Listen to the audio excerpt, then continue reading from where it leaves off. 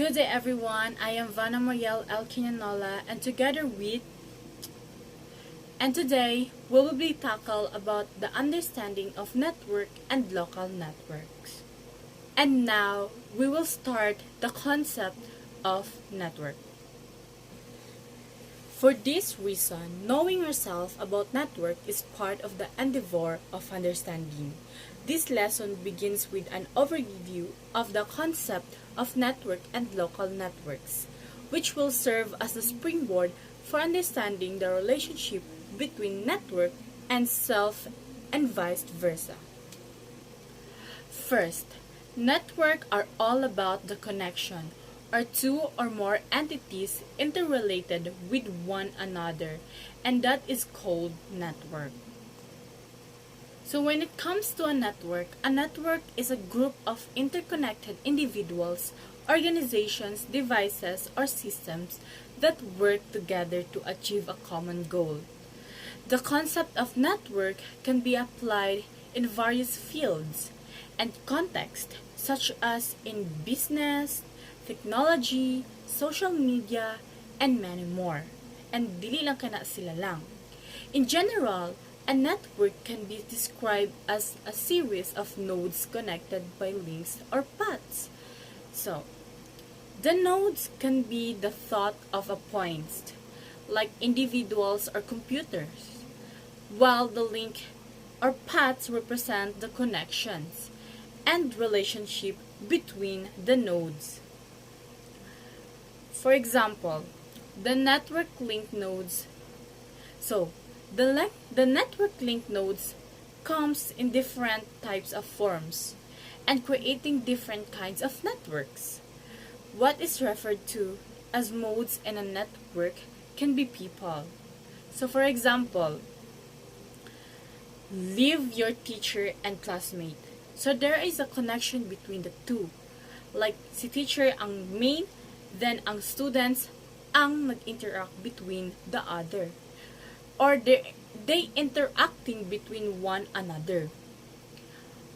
Others are forms like fish and other sea creatures. So these are the concepts like such as culture and trends, or institutions like states, universities, and the local government. So there are the connection between of them. So to understand these dynamics, we need to understand the network to which an individual belongs. To a network, networks vary is terms for their interconnectedness. So, in this sense, a network is a virtual structure that enables communication, collaboration, and information exchange. The size, complexity of this network and the purpose of a network can vary greatly depending on the specific application or the context of your application. And now let's move on to the local network. So local network is contained with a small geographic area, usually within the same building. Or local networks are the kinds of networks that extend outside the self, or such as the family and community. Local networks are the kinds of networks that extend outside the self, or highlighting that humans are social beings. There is a need to relate with others as part of ensuring survival. There are specific networks that people rely on to satisfy some needs and hit the certain goals. Commonly, these connections are found within one local networks. A local network is a computer network that spans a small physical area, usually within a single location, such as an office building, schools, or home. Local networks are generally designed to serve the needs of a small groups of users who need to share resources like printing, data storage, and internet access. The basic constituents of a local networks are: first is servers. There are the computers that provide resources to the network. They store and manage data and provide services like file sharing, printing, and email. Second, switches. There are the devices that connect individuals' computers on the network and allow them to communicate with each other. They forward data packets between the computers and the networks as they needed. Third, routers. These are the devices that connect the local network to the internet. They route data packets between the local network and other network or the internet.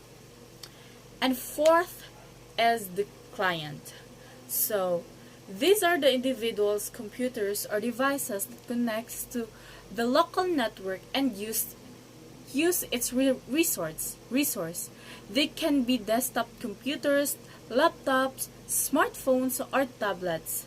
For example, local networks are often classified based on the size of their physical area, such as a small office, home, office, or they called SOHO, and a network or a corporate local area network or LAN. They are also designed to operate the specific protocols such as the Internet or Wi-Fi. A brief overview of the understanding the local network and networks. So a network is a group of interconnected devices that are linked together to perform a particular task, such as sharing information or communicating. In a computer network, this can take the form of local area network or a wide area network. A local network, also known as LAN or LAN, is a network that operates within a limited physical area, such as office, school, or home. It also different computers or devices to communicate and exchange data with each other, while being isolated from external networks like the internet. The basic component of a LAN include the servers, switches, routers, and clients, like I said earlier. On the other hand, a wide area LAN or a wide area network, also known as a WAN or WAN, is a network that spans a larger geographic area such as a city, a country, or even the entire world. It also different computer or devices to communicate and exchange data over long distance, usually over telephone or internet lines. The basic components of a WAN includes routers, switches, and repeaters. And both types of network are designed to provide specific benefits such as increased and efficiency, increased data accuracy, and improved data security. They are also designed to be scalable, so they can be easily expanded or expanded to specific needs of the organization.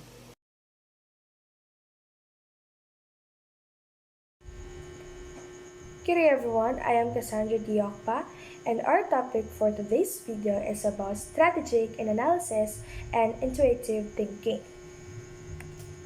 Oh, ayaw man next. Wait. Strategic analysis refers to a system or method that requires deliberate, abstract, and effortful thinking that breaks down a complex problems into parts. So, it requires strategies and critical thinking before deciding a decision. So, kani nga in strategic analysis kanang murag ikaw mag think pa jud ka or mag-critic pa jud ka og kanang kuan gani kanang so ko natawag na kanang steps or kunwari if you have a problem ikaw jud is mag-critic pa jud ka kung unsay solution sa usa ka problem. So when it comes to strategic analysis sad is it means that it employs analyzing problem with a solution, and it also looking a solution of a problem, meaning we are thinking and critical analyzing before deciding a solution or a decisions. Next, in this slide, I'll be showing you the 5 steps before you come up with a decision using the strategic analysis. So, ang first diri is ang identify the problem. So, ang first diri mong buhaton ana is kailangan nimo i-identify kung unsa jud problema. Dili mo jud ka mo din dayon jud so nga ay kana ko anong problema dapat i-analyze sa jud na nimo kana i-think po jud nimo nga mao din yung problema sa usa ka situation or sa usa ka gubot nga imuhang nakuan. Dapat kabalo ka sa everything nga nahitabo, dapat you know the everything detail dapat. And then dira dapat nimo i-define first ang problem sa isa ka situation. Second is analyze the problem. Syempre dira ang steps kay dapat kablo ka dapat things that have to do dapat kablo ka unsay buhaton nimo, and then examine nimo dira dapat imong imuhang pangitawon kung unsay cause sa problema, unsay cause sa mga kanang ganung unsa asa nagsugod kana nga problema, unsay silugdanan ana nga problema. And then third step is generate a solution. And that step kay dira na ka magun-una na ka ganang mga good solutions sa problem. Dira na ka mangita og ganang dapat mag-come up na ka drug solution, dapat you have a strategy and reasonable and kanang creative idea para ma-solve ang usa ka problem. No, para kanang maging good ang imong dili kanang ganing dili negative ang imong kanang outcome. Kailangan kanang imo jo i-generate ang kanang good nga solutions para ang outcome ana is good sad. And then ang fourth step is implement the solution. Since sa third nga steps kay nag-generate ang solution, so na jud kay kanang usay solution sa problem ana. So dira sa 4 kay implement na nimo ang imuhang solution nga imuhang na-generate na sa third step. Imuhang nang you have to apply na sa ikato imuhang solutions na imuhang nahuna-hunaan. You gotta put your ideas and execute. And then and the fifth step is the reflect on the outcomes. Daraan na imo mabalaan if ang imo habang solution nga imong gi-generate katong sa third steps kay nabay negative or positive outcomes. And then kana sad nga steps ay you kanang buhat sad ka conclusion if ang imo habang i-analyze ka or gi-generate nga solution kay nabay maayong outcome or pangit nga outcome sa imuhang gikuan nga analyze ka problem. Next is intuitive thinking. Intuitive thinking is a quick and ready insights down. This is the ability to understand something instinctively without the need for conscious reasoning. From the word intuitive, it refers to gut feels kan mga feelings lang sa mga tao, like kanwari ikaw naisip siya na kunwari na scenario ha kanang hala nalagi away ito basig away ito sa mga kuan na magat lang nimo mga feeling lang nimo walay kanang like jud nga kuan nga mao jud nahitabo or kanang it is an inner self instinct or inner voice. It affects how we feel and think in one situation. If you are thinking kanang twice or a lot, if you're thinking kanang permi na jud ka maguna-una kana, so you are doing intuitive thinking. Also in intuitive thinking, we are considering norms. For example, kanang mga pamahiin.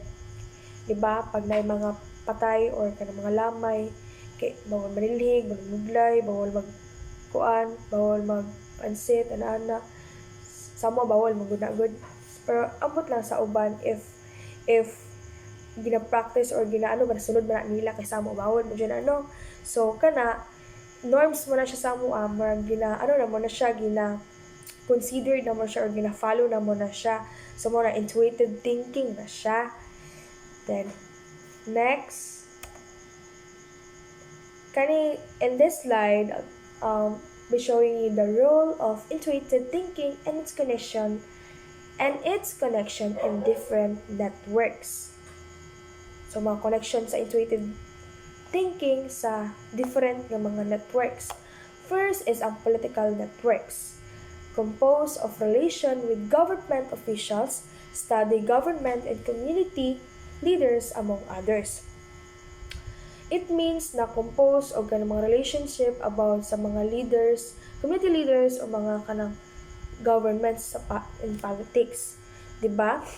As a member of community, we are building a networks that we interact naman talaga, no? We interact each other with other people in the community, especially nga kanang mga about government, about mga opisyalis, di ba? And then sa political networks, meaning kanang we are attached or kanang like we're most likely interact with the people who is leader in our community. Pwede sa ganang like in our barangays, we are most likely interact with with our barangay captains, councilors, ano. And then next is the economic networks. You belong to cover the manufacturers, agents, and seller of the goods you consume, such as those in stores, grocery markets, and malls. So, sa economic networks is from the word economic networks kung asa ta mamalit og mga goods, di ba? It is a place where we buy some foods or grocery that we need in our house. Um, if you are analyzing first a kanang a store nga para imong palitan, 'di ba? Kanang like then kanang if you are kanang like wala pa ka sa market kanang nag-target pa lang ka og kanang store nga didto ko mo palit kay didto akong paliton, then you have applied already if you are thinking or analyzing first the the stores that you're kanang that imuhang kanang palitan or kanang aduan ba para palitan sa imong mga things, you have already applied the economic network you think first the kanang place where you gonna buy your needs. And the last one is the social-cultural or social networks. Are those belonging to your dance troupe, choir, reading club, arts club, or theater company? So, for example, ito mga na-kiskot na ko, those are the activities that allows individuals to express themselves, connect with others, and navigate their social networks. So, sa intuitive thinking can guide individuals in these activities. It will help them na mag-decide kung how to interact, saan pag-respond, and participate in ways that feel authentic and meaningful to them. Moving on, there are two different perspectives in addressing a problem. Number one, there is analytical thinking, and number two is the intuitive thinking. So, in analytical thinking is a kind of logical thinking that addresses the problems or issues by working into its components part. So, in analytical thinking, nagabahin-bahin siya or kanang gina-break into component niya ang mga issues or problems to address them. Bali, in addressing the problem or in analytical thinking, to address the problems or in issue, ilahang ginabahin-bahin niya aron ma-address siya o maisa-isa nila ang problem. And in analytical thinking, it uses scientific methods of research and adapts frameworks or models to solve the problems. They also use scientific methods in analytical thinking. From the word analytical, it analyzes. So it needs scientific methods or of research and adapts frameworks or models to solve the problems. And focuses and deals with concerns at a particular time.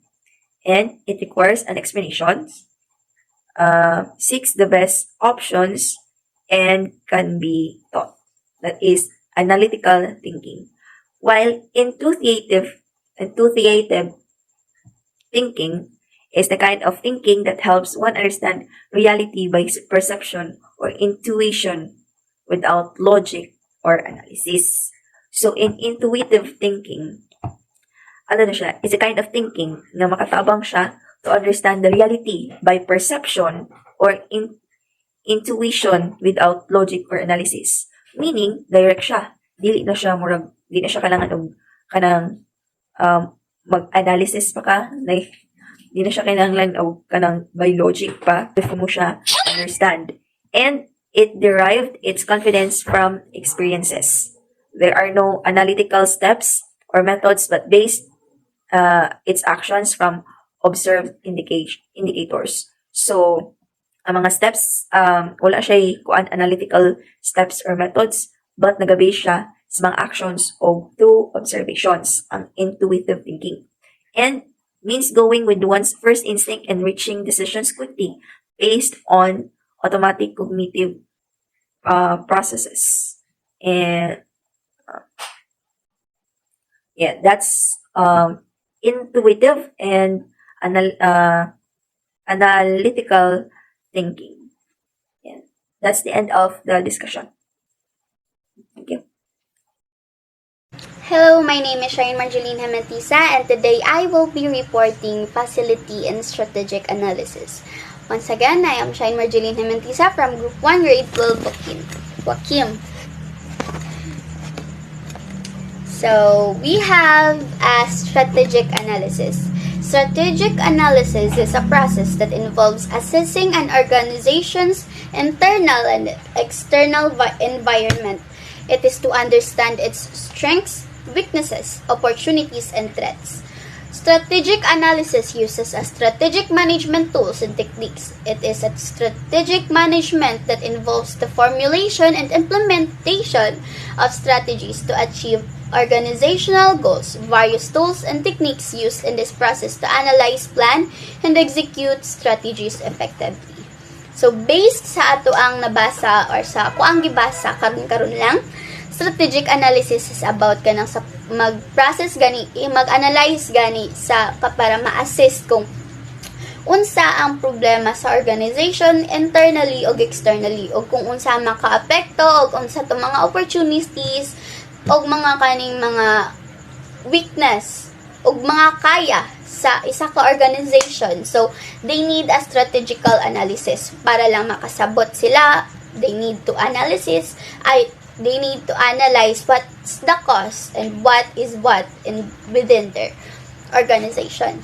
Thus, they uses a strategic management tools and techniques. Dari sila mag-formulate o implement og mga strategies na kaning makahatag sa ilang strengths o dungag o if naaman sila na-analyze na kaning weakness sa ilang organization, then since ilhamang na-analyze or ilhaman nang nakita, they will formulate strategies kay para ma-organize nila, para ma-achieve nila ang ilhang goals as an organization. So, to analyze such things, they uses various tools and techniques kay para magamit to process a plan, to analyze and execute strategies effectively. So, we will be discussing about that later on. First, we have key elements and strategic thinking.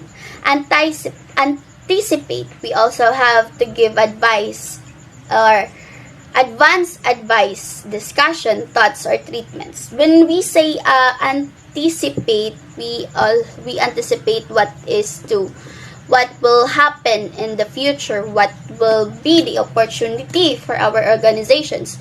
As to analyze the situation within our company, we will going to have a discussion and thoughts within our group, within the group and organization. So, we will also think about the challenges. Dira sa pag-meeting ninyo, yes. Sa meeting ninyo, una ninyo nga mag-anticipate mo, which is ako na discuss kaganihara. Ang kaning challenge, diri apo din yung huna-hunaon ang mga objections or mga kaning mga truth na something na mga hatag og implicit demand for proof kanang like ang mga members sa organization maghatag sila proof na ang kining something a situation na ang kining butang kay kaning naa sila'y objection ana or if naa may kontahay ako nagmeeting mi sa akong kagrupo na ay isa na akong kagrupo nga nagsuggest na kaning ay mas nindot og kung ang kining ang atuang negosyo okay maghatag kog situation para mas masabtan kay para makasabot pud mo sa akong ginaingon. So, sa isa ka company, appeal ko dito, member ko dito, kunuhay daw ako ang secretary. So, ang among negosyo is about sa kaning mga batteries. Batteries daw ha. So, ang isa na ko kamiyembro, nag-ingon nga, ang kaning mga batteries dapat daw i-sealed sa mga cellophane. Para daw, sa cellophane, kaya para daw maproteksyonan ang pagbiyahe, ang transaction, o kana ganing maprotektahan pud lagi sa against the weather. So since batteries man namong negosyo daghan nag-agree nga kaning ang kana nga idea nindot pud siya. So ang kana nga level naga-anticipate na sila og kung sa naga-discuss na sila ba sa meeting. Og ako since nag-disagree ko kay nag-think, siguro, ako ang thought is kaning dangerous ang cellophanes or ang mga plastic sa batteries kay flammable. So, nag-object ko. And to object, I will provide implicit proof. Ang kaning ako ang objection kay kaning tinuod, which is, it will be possible in the future to happen. So, ang kaning among procedure nga gimitingan is naga-analyze me. So, we concluded a meeting. So, nagahatag kunuhay daw ko o kaning objection sa iyang idea. And the other member will going to interpret. They will interpret and I will interpret and so is katong member nga naghatag og idea. Mag-interpret mi kung ngano nag-object ko nganong maghatag tama ba gyud tong idea nga ihatag og my other members kay mag-interpret pud which is right and which is wrong. So diri sa interpreting the meaning of the information of words or the actions of the person. So diri ana mag-interpret na mag-decide na sila ba with their critical thinking, with their rational thinking, mag-think na sila, maybe naman siya, tama man siguro tong ako adong giingon, or tama man siguro tong giingon, o kaning ang kanang actions, mag-provide man siguro siya mag-provide man siguro solution sa problem diri sa organization, or makatabang siya in the future needs of the organization. So, diraan na, after na nila mag-interpret sa information na akong gihatag na makadaot ang cellophane sa battery, o katong information na gihatag atong isa na ko ka-member nga ang kaning cellophane is good for the weather of the batteries of our ang negosyo daw. Daraan na nila i-interpret ang kaning information if it's either ilahan nang i-analyze so kung unsa ang tamang himuon. So diri sa decision, daraan na nila i-decision kung unsa gyud ang himuon o kung magpaano ba sila dito magpa-cover ba sila cellophane sa battery as to protect our battery or himuon ba to nila nga akong idea nga dili lagi ta mag cellophane. So the resolution from the result of consideration sa isa ka organization daga nag-members bago sila mag-conclude ilahan nag-meetingan og ilahang botohan og what is really the solution of the information or like kaning unsa gyud ang dapat na himuon. So mauna na naana sila mahatag nga resulta base sa mga paghatag o kaning paghatag og idea sa iba na kong members nga kaning with their rational thinking.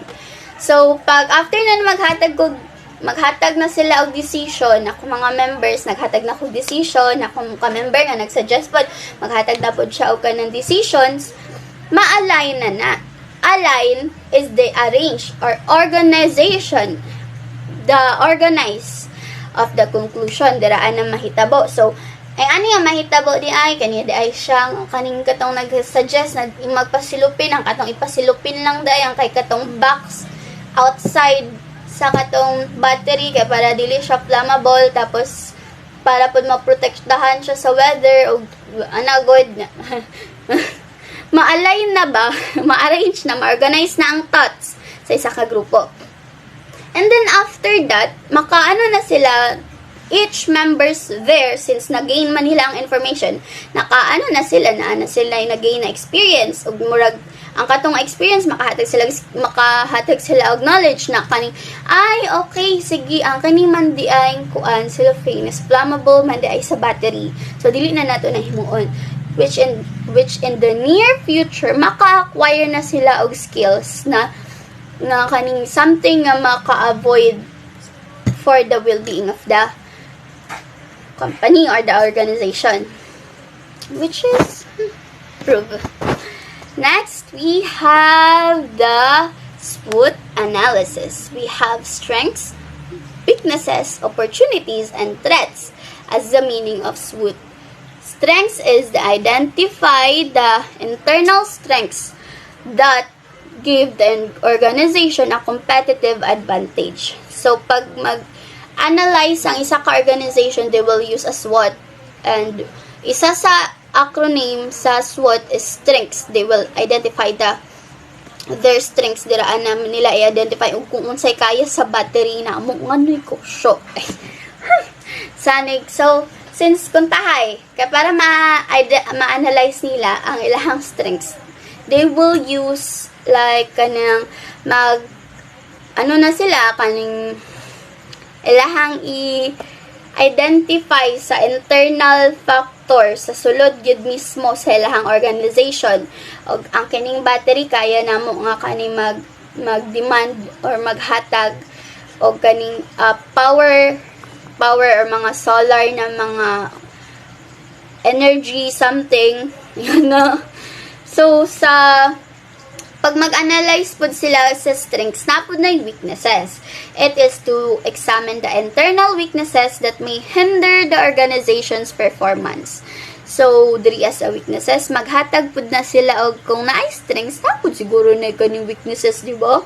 So, mo nang nila, na-include na siya sa SWOT.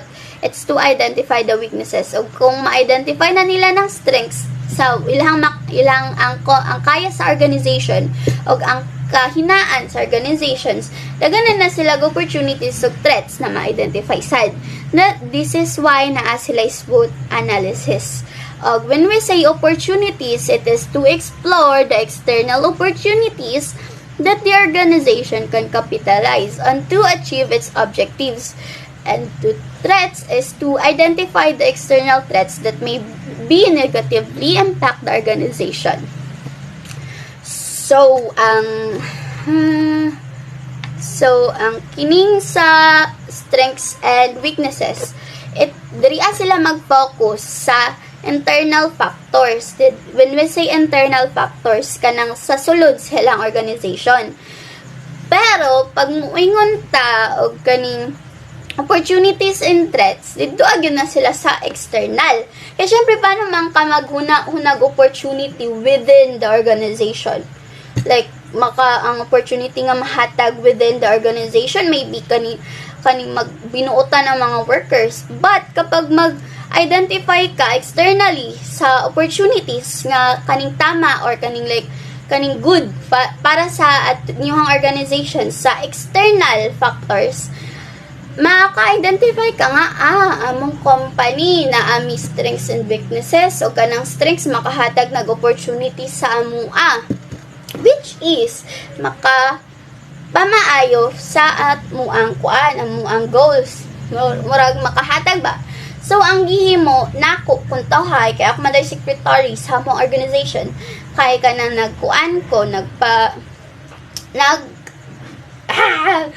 na-communicate ko sa outside organization kaya para ma-widen ang among communication.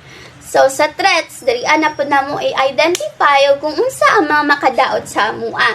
Labo kayo i-identify lang namo dira lang sa internal dili sa external. Paano man namo ma-analyze gyud kung unsay problema. So dapat gyud namo i-identify unsa ang threats sa gawas sad.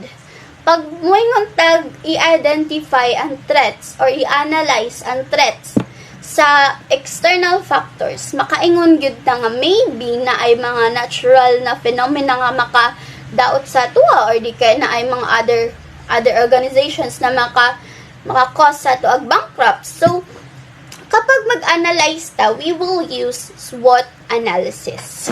Next, we have a pest analysis. It's ang pest kanang P will be wait. So pest, P in pest stands for political factor, E stands for economic factor, S stands for social factor, and T stands for technological factor. Pest analysis, we have political factors that evaluate the impact of government policies, regulations, and political stability on the organization. So, ang kaning pag mugamit po tag pest analysis, we will use political factor 2 kay para mabalaan nato kung unsa ang kaning stable or kung unsa ang kaning dagan sa political nga kaning mga government ba. Like, po kayo ganing magkuan mo, mag-analyze mo kani sa inyong kuan, sa inyong organizations. Kay kaning mag-statistical analysis mo, tapos wala mo kabalo nga ang political factor na di ay, kay dili na di nga nakamaayo, when we say dili na nga nakamaayo, kay na ay ang ekonomiya, kay nagkahinay nagkababa, di ba? Ang kaning atong gobyerno, kay nagkahinay nagkababa, which affects our organization. For the economic factor, we also have to examine the economic environment, including inflation rates, exchange rates, interest rates, and overall economic growth. So ang economic factor makaingon gid ta nga kapag mag-analyze ta, dili lang kay SWOT atong gamiton, magamit gyud tag analysis to know what is the political factor and the economic. So diri sa economic factor na nagstand sa pest analysis kay para ato ang i-analyze o kung unsa ang kaning exchange rates or kung unsa ang money rates na kaning kuan. Kay kapag sa organization manggod, if you use a statistical analysis, you maka-encounter yun kag numbers when we say numbers about sa quantity or sa kaning mga data nga ma-acquire sa inyong organization, and to analyze the situation, you will need to examine kung unsa ang kaning mga inflation rates or mga exchange rates. So like kung tahay sa foreign country ka makipag-exchange, kung gusto nimo ipa-widen ang connection sa inyong organization, dito ka mangayog tabang sa foreign country. So, paano nimo mabalaan kung unsa ang ilahang situation dito o kung wala ka kabalo sa ilahang exchange rate, sa ilahang kuan, interest. So, mahimo na gyud na possibilities na ma-appeal na siya sa threats sa inyong SWOT analysis. So, ang atuag yung i-consider kapag mag-analyze yun is kapag atuang gamiton ang economic factor. Next, we also have social factor. Social factor is to analyze societal and cultural factors that may influence consumer behavior and market demand. Wow! So, diba, sa social factor, diri apod ka mag-analyze o kung unsa ang situation sa society o kung ang kanibang inyong kaning behavior sa consumer, kay kaning maka-apekto ba siya sa kaning inyong organization o kung ang kanibang ang society kay gina-view na ba ang battery as something useful.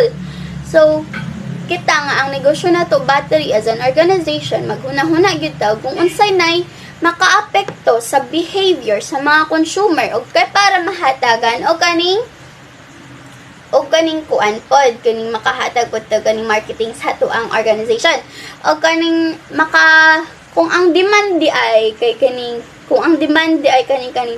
like dili na da in demand ang battery. So to analyze, we need to have a social factor when it comes to analyzing. So for the last PEST analysis, that stands for T, technological factor, we have to access the impact of technological innovations and the advancements of the organizations on the organization. Sa technological factor, we will have to access the impact gamit ang technology. Ato ang gamitan ng mga kamot-kamot ng kuhit sa cellphones, laptops, technology. Ato ang i-identify.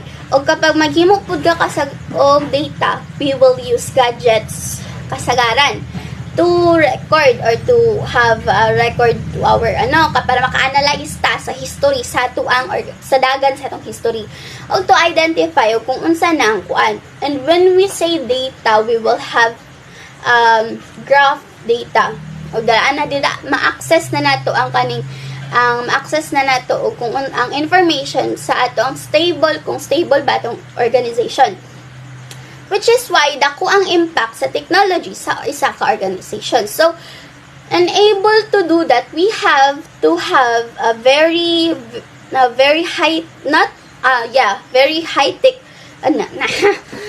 So, we have to have an access for the technologies para makabaluta since ang ato ang kuan karon, ang ato ang world, ang ato ang situation karon sa earth is kanang nagagamit ng technology. We have to acquire an access when it comes to technology.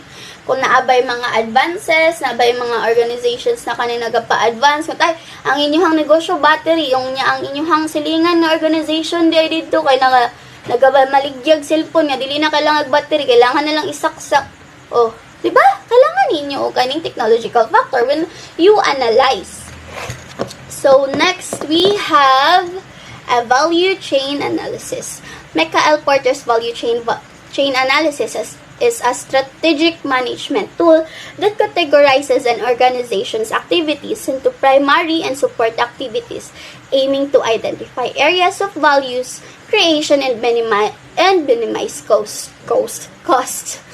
So, value chain analysis, dili anin nyo i-analyze if kaning cost ba or so usabon na akong gingon. So ang kaning value chain analysis na siya upat ka buok kung kailangan nato i-consider to differentiate the advantages to advantage cost unsa ang cost ning cost unsa ang advantage na sa nga kamahal nga kantidad o kung unsa ang kaning primary processes o ang unsang support processes. So, para ma-differentiate natong advantages sa chains sa ato ang pag-analyze sa ato ang kuan. So, kung to differentiate the advantages, kailangan nato hunaon o kung unsa ang kung unsang advantage hanang anak nato nga actions para sa ato ang organization, tapos kung unsa ba jud ang advantage anang kung unsa ang kamahal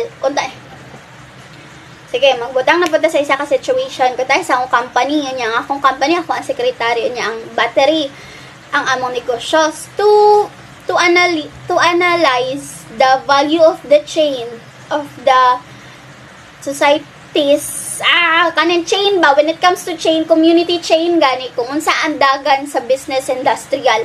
So kailangan nato i-differentiate ang mga advantages kung worth it ba na siya nga i-improve na nato nga kaning himuon. So when we say to differentiate the advantages, kung tayo nag-suggestion na ko nga kaning dili ta magpa-plastic lagi o kuan o cover sa kaning battery kay kaning flammable, dapat na to i-differentiate ang mga advantages which is kaning kuan ba siya kapag mag-deliver na ba na sa katong nag-order online o katong battery, maka-identify dapat na to kung o kung giganahan ba sila pod ana nga idea o katong kung unsa kamahal ang atuang kuan battery, maybe because of ang kaning kamahalon na sa in demand sa kaning gamit unya kuan data nagpamahal-mahal ta sa tuang battery nya pagkahuman kay dili dayto in demand, so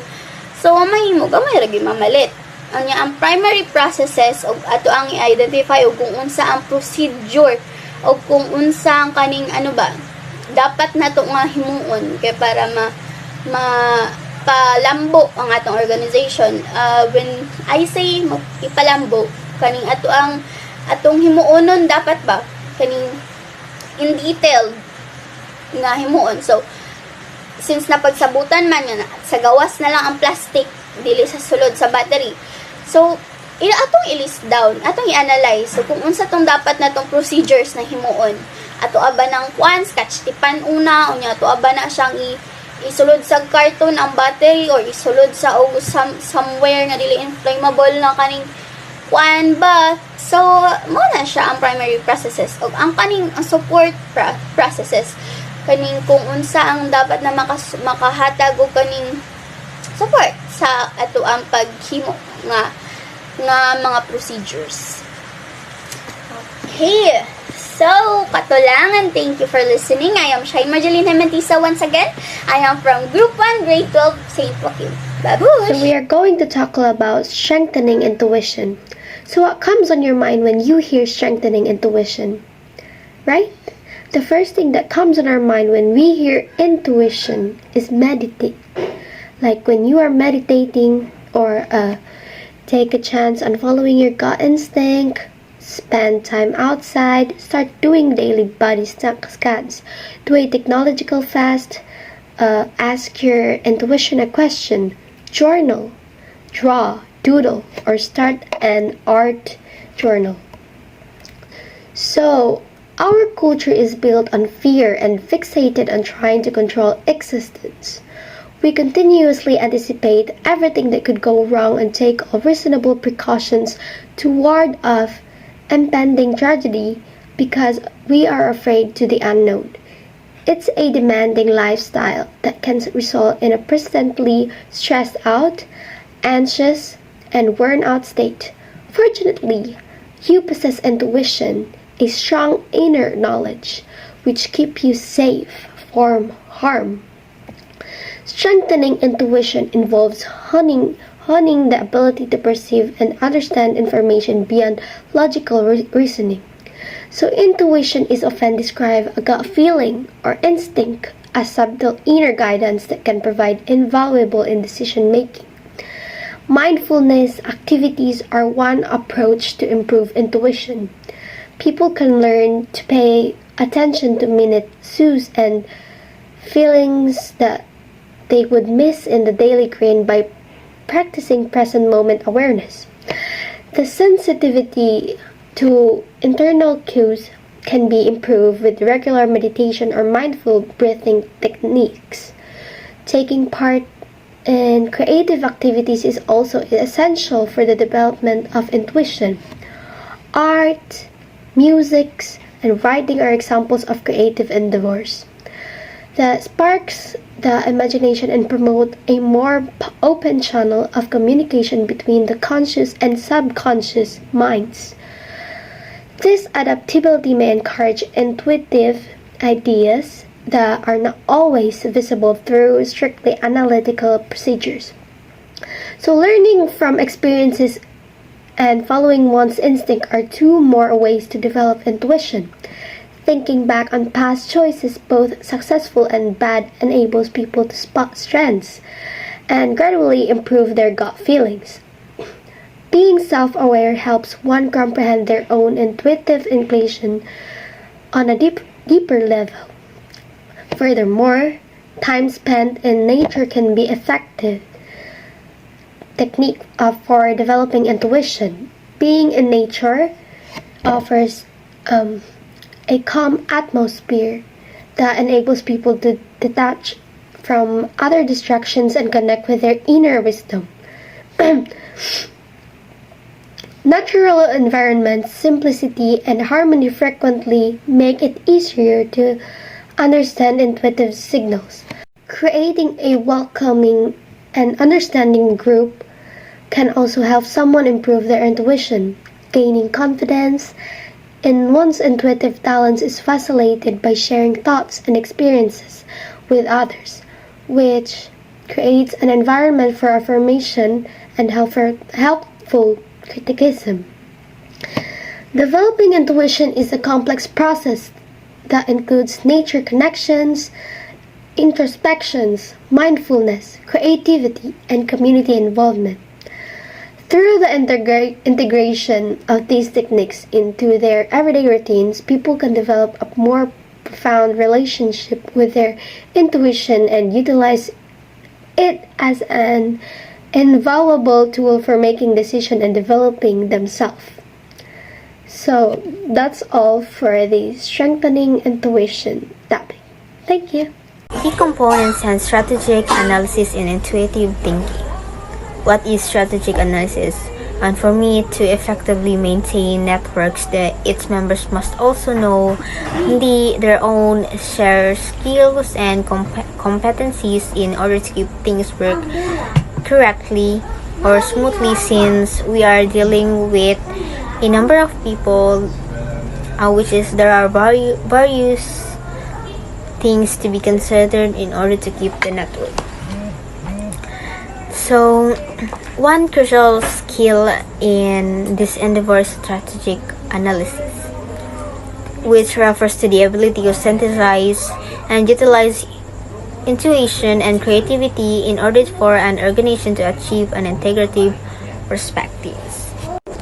Strategic planning. Strategic planning has the ability to plan, or it's equally important to highlight the notion of strategic planning. Like nag-formulate siya strategy skills possessed by rulers and generals since ancient times, like murag sa una pa jud na siya, and then like nasa ability to guide themselves, like the overcoming battles. Primarily, ang strategic planning is considered as is about locating both the obstacles and the opportunities that may either obstruct or may enable us to carry out certain missions, like strategic planning kay mao ning gina-highlight sa tanan, kay mao man jud na ang pinaka-important part. That one key activity in strategic planning is an analysis of strengths, weaknesses, opportunities, and threats. That is the SWOT analysis. What is SWOT analysis? This means strengths, weaknesses, opportunities, and threats. So, ang SWOT analysis is identifying internal strengths and weaknesses and external opportunities and threats. Provides a foundational understanding of the organization's position and its environmental, like murag na unsay strength ana, weaknesses like the opportunities, and strategies like mga threats niya. Yes. So ang SWOT analysis is a strategic review of an organization's strength, like naga-prepare siya possible problems and maximize key opportunities. Using this method may lead of a stronger organization as a whole team, like murag gina kuan yang mga characteristics ana, like murag ginahatag nimo kay mo na siyang method nga unsaon nimo ang isa ka bagay, like kanay mo gamiton og na ba na siya kusog, weaknesses, opportunities, or threats ana. Strategic analysis and network. So strategic planning and strategic analysis may also be used to unite a group into a single collective being. They involve a series of powerful analytical tools that enable us to make sense of a complex world and can transform the way we think, behave, interact with others.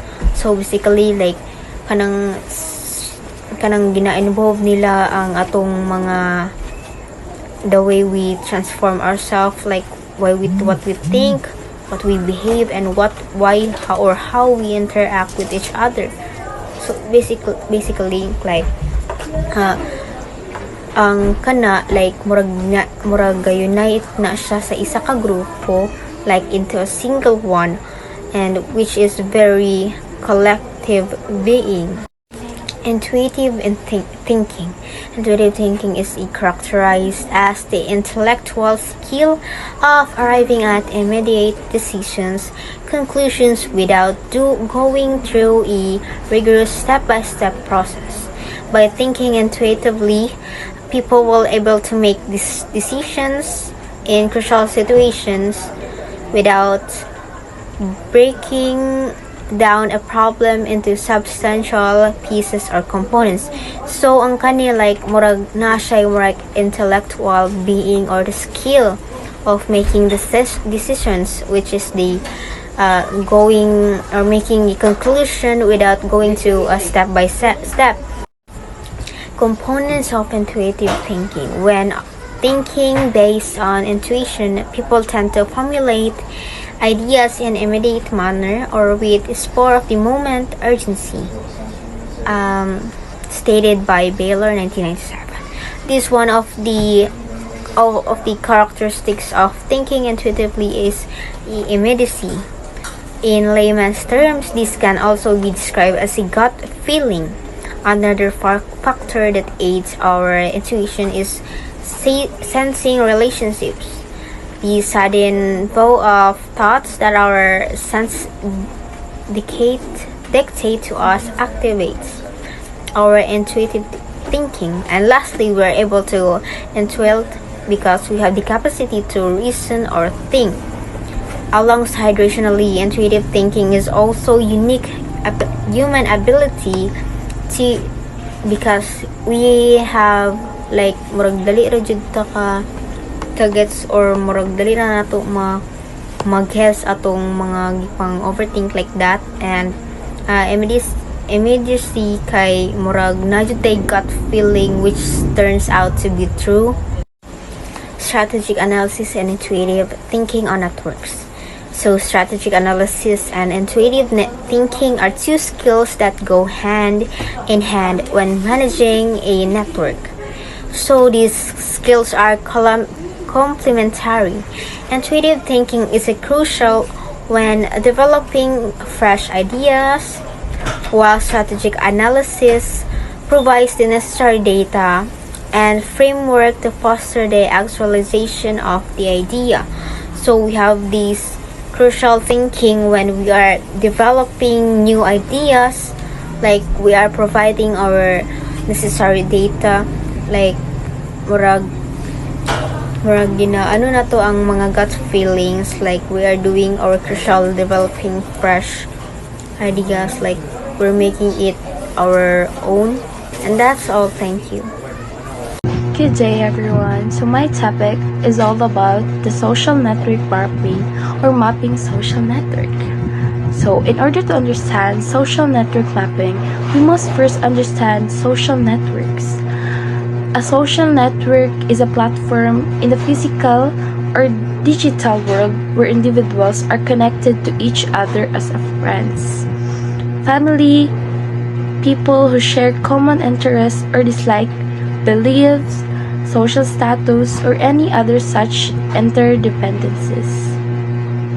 These individuals or actors are termed as nodes, and the connections or relationships between the actors are termed as ties. Social network map also helps researchers path patterns in different interactions within the network. The influential actors or groups can help facilitate product adoption, information dissemination, information collection, and can provide other valuable support during the life cycle of the design project.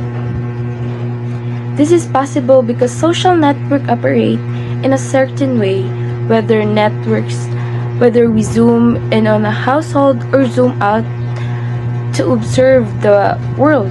Social network maps can give a great deal or idea of how conflicts or resolved decisions are made and objectives are archived in the area of focus.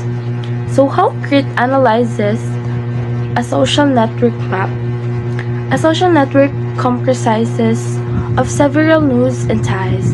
The network can also be used to gauge the value that an individual gets from a social network.